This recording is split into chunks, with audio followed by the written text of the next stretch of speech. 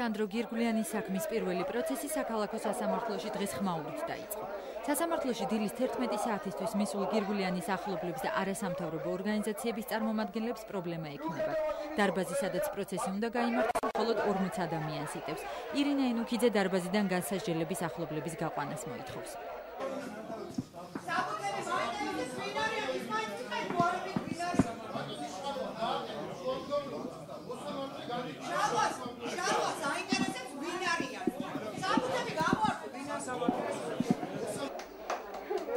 პროცესი დანიშნულზე 1 საათით გვიან დაიწყო. გაძლიერებული იყო უსაფრთხოების ზომები. პირველი შუამდგომლობა გირგულიანის ადვოკატმა დააყენა. შალვა შავგულიძემ პროკურატურის მიერ გადმოცემული 2000 გვერდიანი საქმის საფუძვლიანად შესწავლისთვის დამატებითი დრო მოითხოვა. მოსამართლე გიორგი ჩემიამ შუამდგომლობა არ დააკმაყოფილა. დაზარალებულის დაცვის მხარე ვერ მოასწროს სათანადოდ მომზადება, სათანადოდ გაცნობა 5 დღეში იმ 5 ტომისა ვერ მოხერხდეს და ფაქტურად ძირითადი მოწმეები დაკითხული იქნენ, ესე ვთქვათ, ნაჩქარევად ჩვენგან მოუმზადებლად, რათა ამომწურავად და ყოვლის მომცველად ვერ შევძულოთ მათთვის ყველა საკითხზე კითხვების დასმა. პროცესზე წაიკითხეს საბრალდებო დასკვნა, რომელიც ბოლო კვირას კიდევ 2 მუხლით, უფლებამოსილების გადამეტებისა და სხვისი ქონების განზრახ განადგურების ბრალდებით დამძიმდა.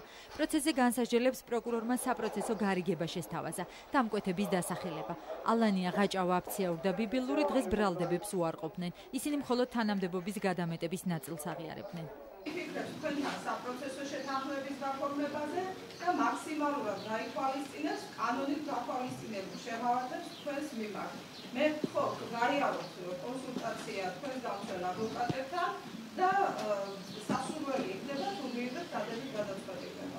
მათ სთავაზობს პროკურატურა ასეთ რამეს, რომ დაასახელეთ სხვა პირები, ვინც გეხმარებოდათ ამ საქმეში და ჩვენ სამაგიეროდ საპროცესო შეთანხმების პირობებს გავავრცელებთ თქვენს მიმართ და ბუნებრივია ასეთი რამ არ ყოფილა და ამიტომ ვერ დაასახელებენ ვერავის. პირველ მოწმედ დაზარალებული ლევან ბუხაიძე დაიკითხა. სანდრო გირგულიანის მეგობარი 27 იანვრის საღამოს დეტალურად იხსენებს. ამბობს, რომ დაკავებულები მას შარდენბარში არ უნახავს. ავედით ოქროყანის სასაფლაოზე, საიდანაც გადმოგვიყვანეს. არანაირი ახსნის და განმარტებითი ჯარიშა პირდაპირ დაგოსწრებნა.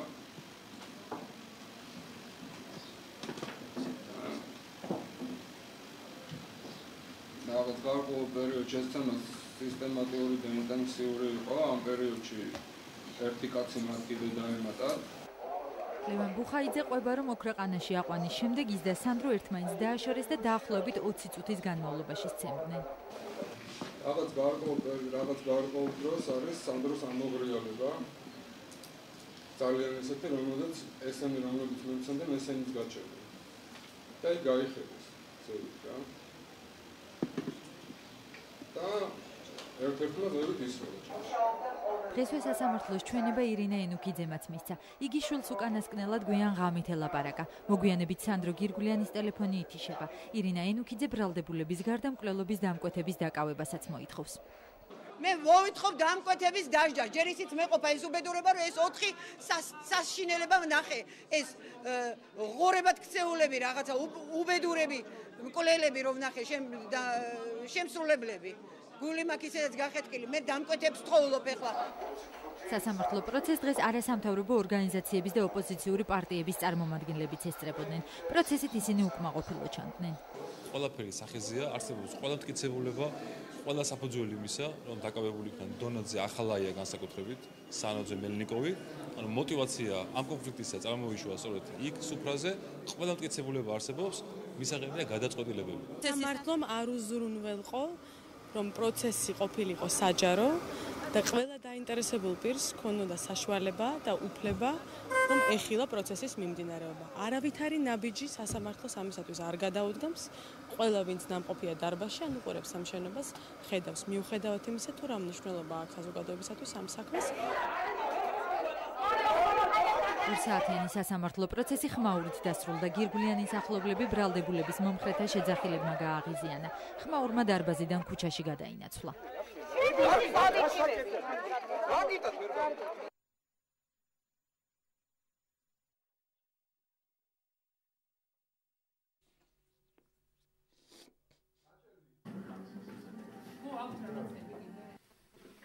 ფერადი ტელევიზორები, აუდიო და ვიდეო მაგნიტოფონები, 20 მობილური ტელეფონი, ოქროულობა, დანები და სხვა აკრძალული ნივთები.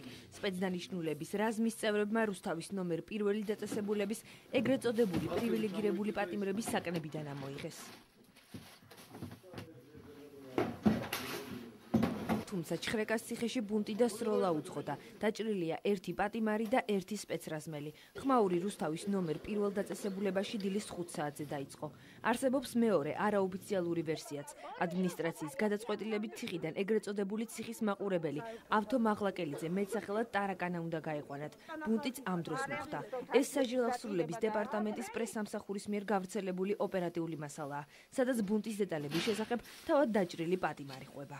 მანქანა დაიძრა მაგ დროს წამოველი და უკან დაიხიეთოს მაგ დროს აერში გაისროლეს და ჩვენ ვეუბნებოდით რომ არასწორად იქცევით ეს ჩვენი საკუთრება ამ დროს მე წინ გავდიოდი ტყვია მაქვს ეგარშედია გავებული და ეს მოხვედრინე ამაში და ამოგლეჯენია. მაყურებელი ყავდა ზენას ერთი, მაგრამ ცხოვრობდნენ 6.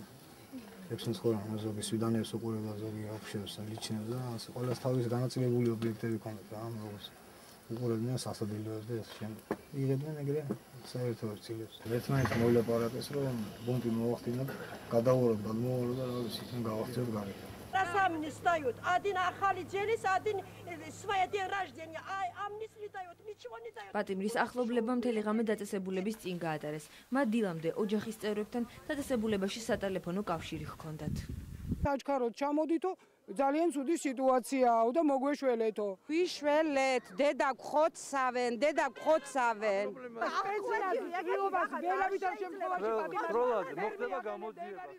რუსთავის ნომერ პირველი დაწესებულებიდან გამოსული სახალხო დამცველი ჩატარებული ჩხრეკის მიზეს პატიმრების ახლობლებს უხსნიდა. სოზარ სუბარმაც არეულობის შესახებ პატიმრებისგან ტელეფონით შეიტყო.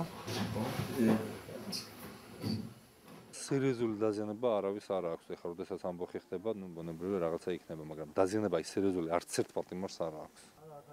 რუსთავის ბუნდს დღეს იუსტიციის სამინისტროს საჯელახსრულების სისტემის მონიტორინგის საბჭოს წევრები გამოეხმაურნენ.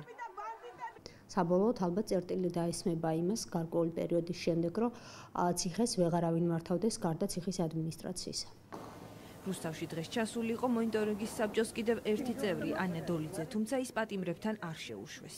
დღეს მე გავავრცელე განცხადება, ჩემი უპირველესი მოვალეობაა, როგორც ადამიანისა, რომელსაც ეს უფლება პრეზიდენტის მხრიდან მაქვს მონიჭებული, ინფორმაცია შევატყობინო საქართველოს პრეზიდენტს და აგრეთვე იუსტიციის მინისტრს, მიმართო მათ მიიღო შესაბამისი ზომები.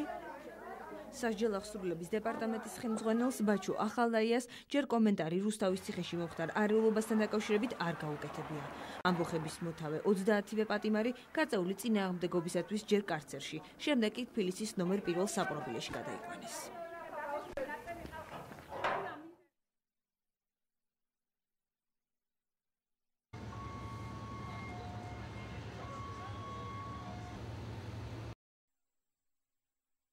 იმერეთში ხვალ ჩაიტანენ.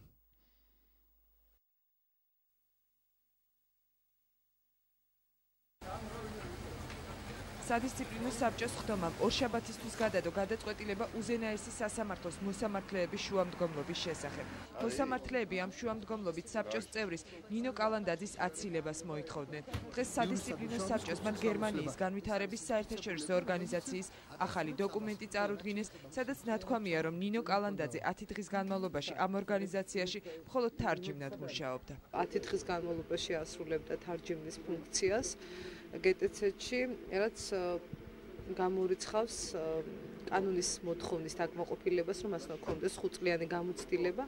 შესაბამისად, დადგა საკითხი მოსამართლეების მხრიდან მოხდეს აცილება ქალბატონი კალანდაძის, რაც ალბათ ასევე არ დაკმაყოფილდება იმ უკვე პრაქტიკად ქცეული სამუშაო რეჟიმიდან გამომდინარე, რომ საბჭო არ აკმაყოფილებს არც ერთ შუამდგომლობას. საკმაო ეჭვი არსებობს იმისათვის, რომ საბჭომ აიცილოს წარმოდგენილი წევრი.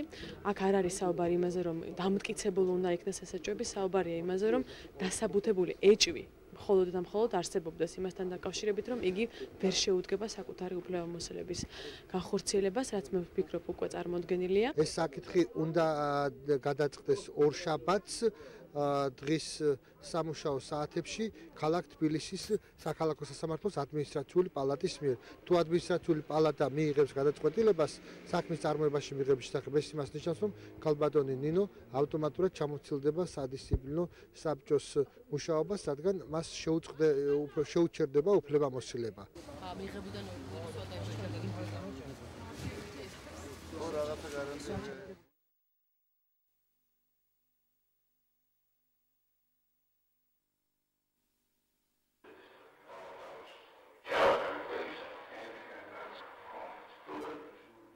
ქურდები ციხეში გავლენის დაბრუნებას გეგმავენ. ბუნტი და ბაჩო ახალაიას გადაყენება ციხის რესპუბლიკურ საავადმყოფოში 25 მარტს დაიგეგმა.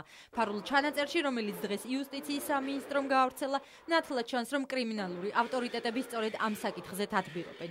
პარალელურად კი საგამოძიებო დეპარტამენტში სისხლის სამართლის საქმე სწორედ ამ ფაქტთან დაკავშირებით აღიძრა.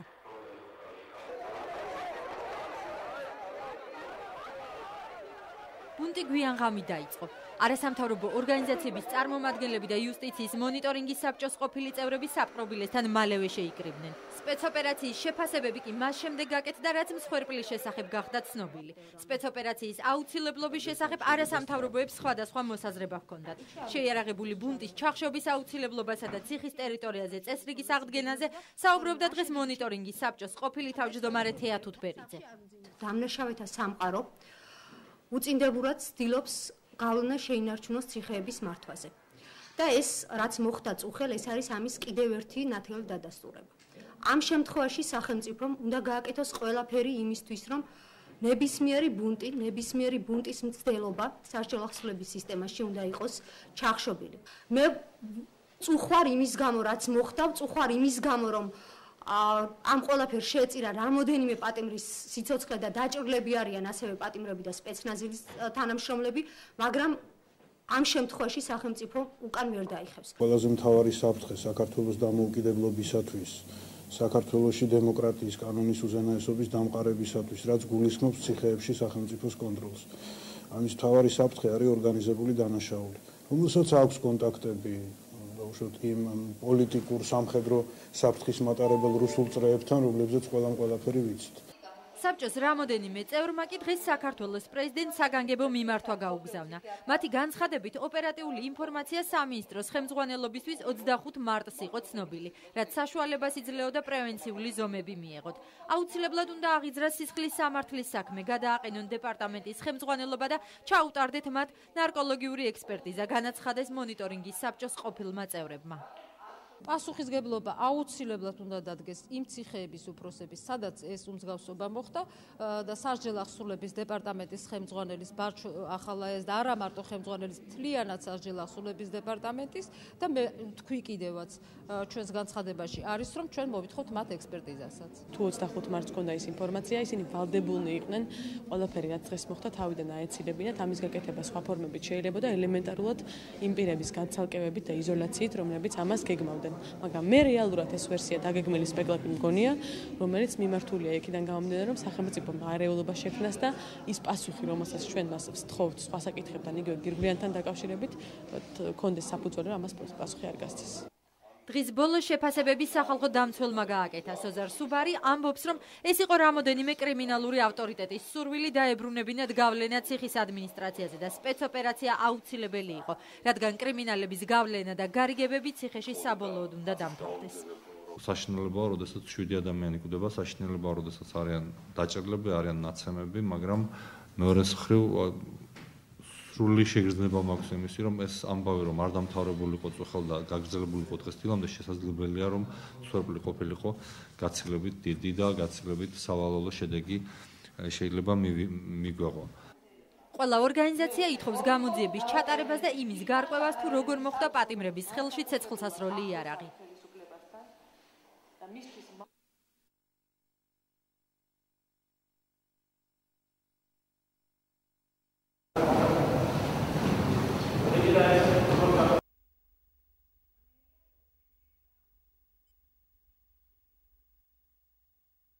ხოლმე გაჟღენთილი კინოსახლში დღეს სანდრო გირგულიანის მკვლელობის დამკვეთების დასჯას ოჯახის წევრებთან ერთად არასამთავრობო ორგანიზაციის წარმომადგენლები მოითხოვდნენ.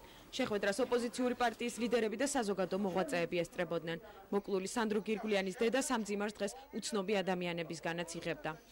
ხალხი არ გაჩერდება, არავინ არ გაჩერდება. რომელი დედა გაჩერდება, რომელი ნორმალური დედა ხვალე თვითონ მოუკლავენ შვილს. ირინა ენუქიძემ დღეს კიდევ ერთხელ დაასახელა მაღალჩინოსნების გვარები და ხელისუფლებისგან მათი არამხოლოდ თანამდებობებიდან გათავისუფლება, არამედ პასუხისგებაში მიცემა მოითხოვა. მელნიკოვი, სანოძე, ახალაია პირველ რიგში, დონაძე რა თქმა უნდა, ეს ხო უბრალოდ სასაცილოა. თაკო მერაბიშვილი ხო თავისთავად სად არიან ეს ხალხი, რატო არ იკითხებიან? ეს ქვეყანა მთავრობა საერთოდ სად არის, რა ხდება? თუ არ არის მთავრობა, ახო ადექით ფეხზე და არ ყდეს ომი. ეს არ მოვჭერდი ხალხმა. მე პირადად ჩემი შვილის საქმეს ერთი კაცით რო დააყენეს დამნაშავე და არ იყოს დაჟილი, არ გავჭერდები. არ შეგჩება თუ ეს ეგანა. გონს მოეგეთ არ არის, ეს აფღანისტანი არ არის. აქ თურმე ვაჭი ვერ დაждდება. შეხვედრაზე არასამთავრობო ორგანიზაციათა კოალიციამ დღეს სპეციალური განცხადება გაავრცელა. განცხადებაში ნათქვამია, რომ უდანაშაულო მოქალაქეების მიმართ სასიკვდილო განაჩენი შინაგან საქმეთა სამინისტროს გამოაქვს. ვანო მერაბიშვილს დღეს დამნაშავეთა მფარველი უწოდეს. პასუხისგებაში მისცეს ყველა ის პირი, ვინც დაუკვეთა სანდრო გირგულიანის მკვლელობა. არა მარტო პაიკები, რომლებმაც შეასრულეს დავალებები, არამედ ის პირები, რომლებმაც ეს მკვლელობა დაუკვეთეს. ზოლა უნდა იყოს მაინც ვანო მერაბიშვილის გადაყენებისთვის, იმიტომ შეუძლებელია, რომ მან თავისი მეუღლე და მისი უახლოესი გარემოცვა დასაჯოს. სანამ ვანო მერაბიშვილი იქნება შინაგან საქმეთა მინისტრი, მანამდე ამ საქმეს ისევე როგორც ვალერე გელაშვილის თუ სხვა უამრავ დანაშაულს პერსპექტივა არ აქვს. მე მიმაჩნია, რომ აქ დღეს არის არჩევანი საქართველოსთვის გასაკეთებელი, ჩვენ ვაშენებთ სახელმწიფოს და დემოკრატიულ სახელმწიფოს თუ უბრუნდებით ტოტალიტარულ სისტემას. მიმართვა, რომელიც დღეს შეხვედრის მონაწილეებმა მიიღეს, პრეზიდენტს გაეგზავნება.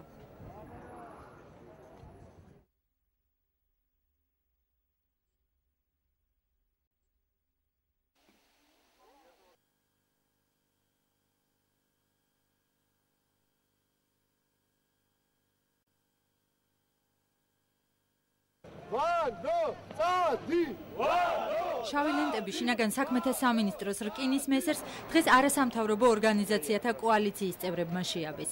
შენი სიცოცხლე საფრთხეშია საპროტესტო აქცია ამ ლოზუნგით სანდრო გირგულიანის მკვლელობის გამო სამინისტროსთან დილიდან გაიმართა. ობიექტური გამოძიებისთვის არასამთავრობოები ვანო მერაბიშვილის გადადგომას ითხოვდნენ.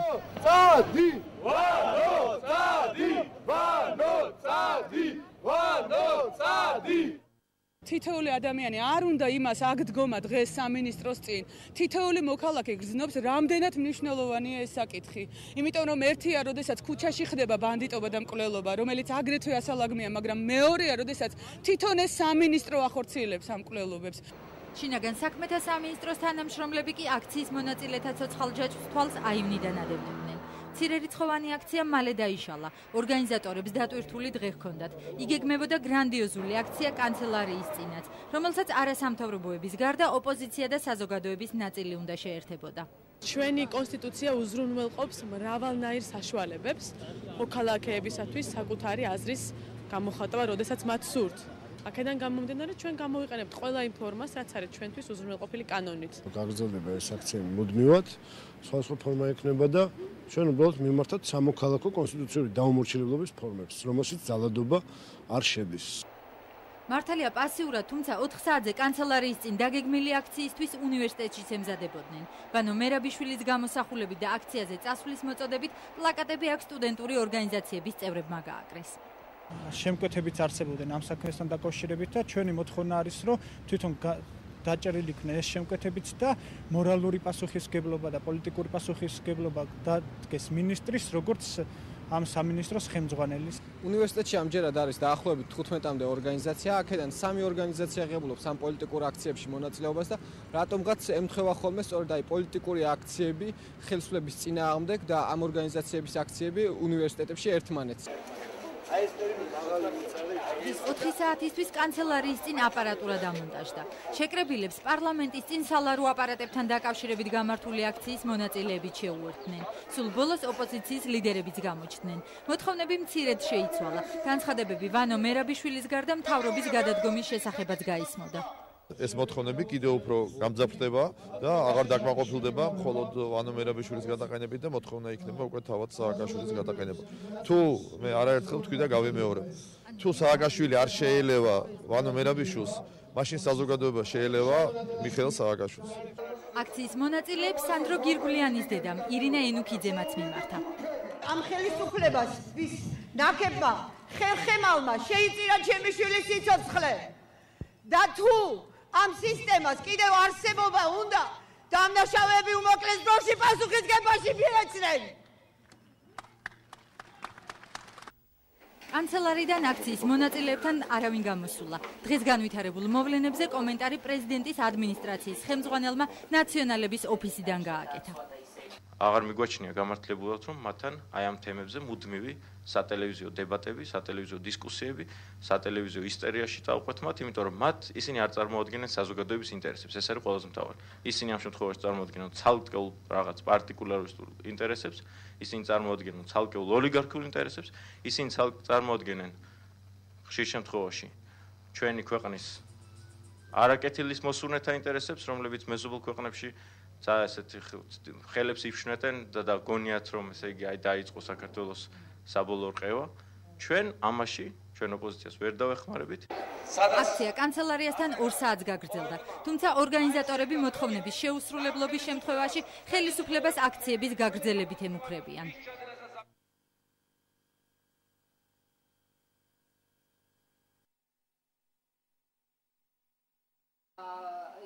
საპრობილეში 27 მარტს განვითარებული მოვლენები და არასამთავრობო ორგანიზაციათა კოალიცია ახალი ინიციატივით გამოდის.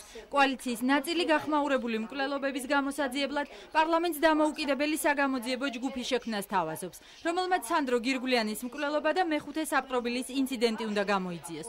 ინიციატორები ჯგუფის დაკომპლექტებას ყოფილი გამომძიებლებითა და მოსამართლეებით ვარაუდობენ.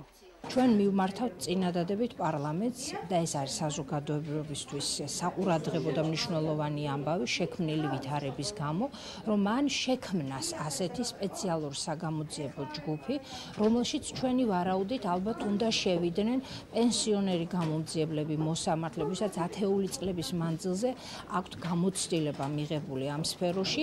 20 წლის, 25 წლის სტაჟით გამომძიებელი და მოსამართლე ანუ აი გამოვზმედილი საბჭოთა სტაჟის მქონე მოსამართლეები, პროკურორები და გამომძიებლები მე არ მესმის ვისთვის არიან უფროსანდო. პირადად ჩემთვის ნამდვილად არა, გაცილებით მეტად ვემდობი იმ ახალთაობას, რომელიც დღეს მოდის გამოძიებაში. სახალხო დამცველი საგამოძიებო ჯგუფის სამართლებრივი ფორმითაც ინტერესდება. ჯგუფს, რომელმაც პროკურატურის ფუნქციები უნდა შეითავსოს და გამოძიება აწარმოოს, ანალოგი მხოლოდ ალბანეთში ჰყავს. ვინ გადაუხდის ხელფასს დამოუკიდებელ გამომძიებლებს და რა უფლებამოსილება ექნებათ მათ, ამ კითხვებზე პასუხი ჯერჯერობით თავად კოალიციის წევრებსაც არ აქვთ.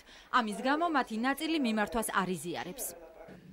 ამ მიმართულებაში არავარ ჩამოყარ, არ ვიცი ზუსტად ეს რას ნიშნავს და ვინაიდან არავარ გარკვეული რას ნიშნავს და რა შეიძლება ამ კომისიამ მოიტანოს შედეგად, აქედან გამომდინარე თავს ვიკავებთ. ევროპის სტანდარტების მოთხოვნაა, რომ სიცოცხლის უფლების ხელყოფისას გამოძიება ობიექტურად და დამოუკიდებლად მიმდინარეობდეს და ჩვენი მოსაზრებით გამოძიება ასე ნამდვილად არ მიმდინარეობს გირგულიანის შემთხვევაში. თუ ამაზე პრინციპული თანხმობა იარსებებს, აუცილებლად დაგჭირდება საკანონმდებლო ცვლილებები იგივე სისხლის სამართლის საპროცესო კოდექსში კონკრეტულად ასეთი ტიპის დანაშაულებთან დაკავშირებით.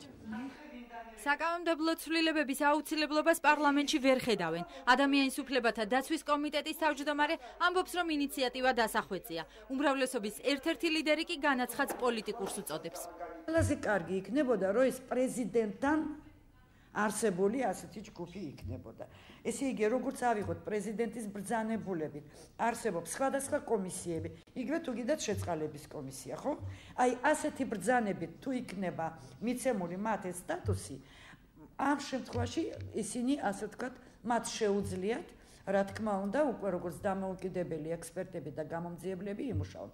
სხვანაირად, არანაირი კანონში ცვლილება ნამდვილად მე არ ხედავ, რომ შესაძლებელია. მე ძალიან გამიჭირდება, რომ ამ პერსპექტივა დავინახო ამ ტიპის თანამშრომლობის მით უმეტეს რომ არანაირი საფუძველი სერიოზული ეჭვის შეტანისა ჩვენი საგამოძიებო ორგანოების კომპეტენციაში არ აქვს. თუ იქნება რამე სერიოზული საფუძველი, მე შეიძლება კიდევ იმჟელოთ ამ საკითხზე. ჯერჯერობით ამის საფუძველი არის მხოლოდ პოლიტიკური ამოცანები ჩვენი ოპონენტების.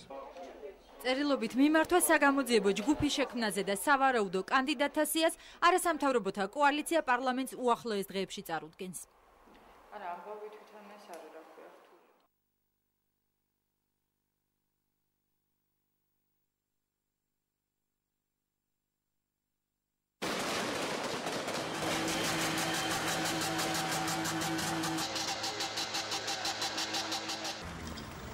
სროლის ხმა ჩოგბურთის კორტებ დინამოსთან დღეს დილით 10 საათისთვის გაისმა.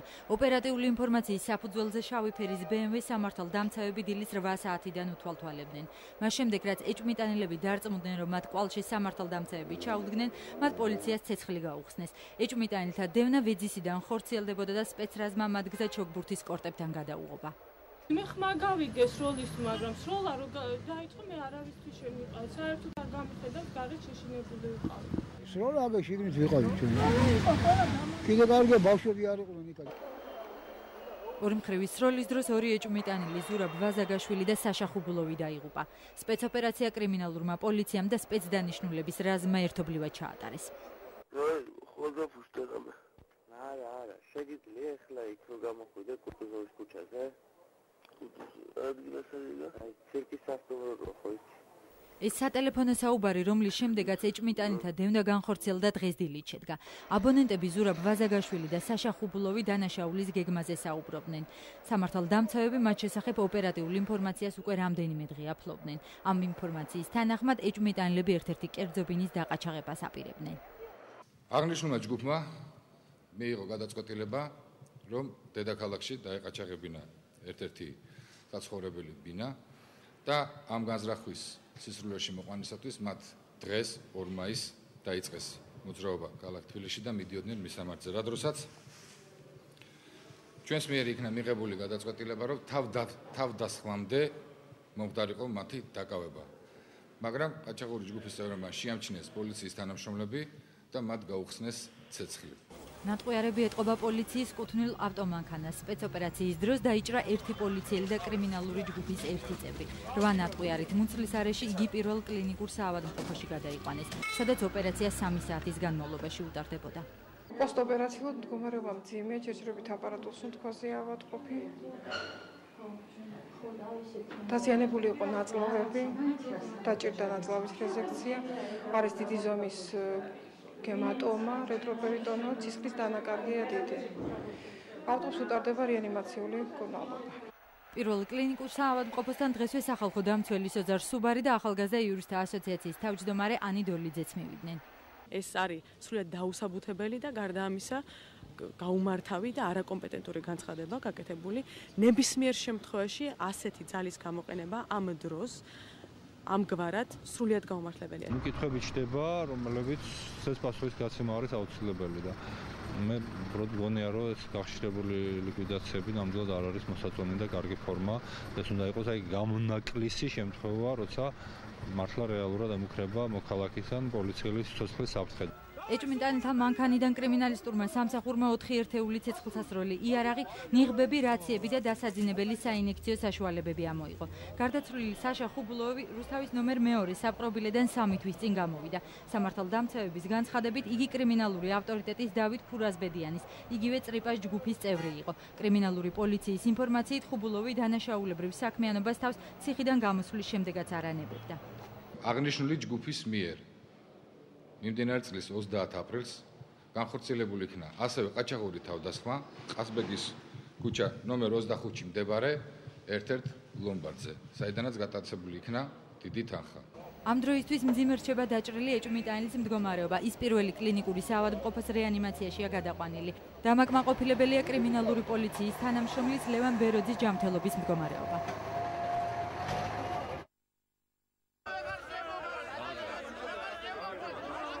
რესტიტუციის კანონის შესრულებისას ერთობლივ კომისიას გადამწყვეტი მნიშვნელობა აქვს. სწორედ ამ სამხრივმა კომისიამ უნდა გადაწყვიტოს მოქალაქის განაცხადის საფუძველზე ქონების დაბრუნების ან კომპენსაციის გაცემის საკითხი.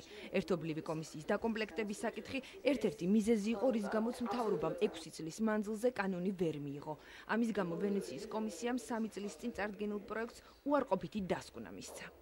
ბევრი შენიშვნების მომცველი დასკვნა განპირობებული იყო ერთი იმით, რომ კომისია თulis რომ უნდა იყოს ფორმირებული საბჭო, რომელიც იქნება აბსოლუტურად თანაბარ საწყისებზე, როგორც ქართველების, ისე რუსებისგან. სხვა შემთხვევაში ამ გადაწყვეტილების განხორციელების საშუალება ჩვენ ეგრეთ წოდებულ სამართლოსის ტერიტორიაზე არ გვექნება და მეორე იმის გამო, რომ არ იყო კარგად ჩამოყალიბებული კანონპროექტში პროცედურები. ახალი კანონპროექტის ერთ-ერთი ავტორი თავისუფლების ინსტიტუტია. თანაბარი რაოდენობითა და უფლებებით ეგრეთ წოდებული ნდობის კომისიის შექმნის იდეაც მათ ეკუთვნით. ავტორები ამბობენ, რომ კანონპროექტში სახელმწიფოს მხრიდან ბევრი გარანტია დევს, თუმცა მათი ვარიანტის მიხედვით რესტიტუცია ცხინვალის რეგიონის გარდა აფხაზეთზეც უნდა გავრცელებულიყო და რელიგიური უმცირესობების წარმომადგენლებზეც. თუ მაგალითად ოსერონების მოქალაქე დათანხმდება იმას, რომ იცხოვროს მაგალითად ბაკურიანში სიტყვაზე ან შეიცვალოს საცხოვრებელი ადგილი იმის გამო, რომ მას დაუბრუნდეს ქონება სხვა ტერიტორიაზე, სახელმწიფო იღებს თავის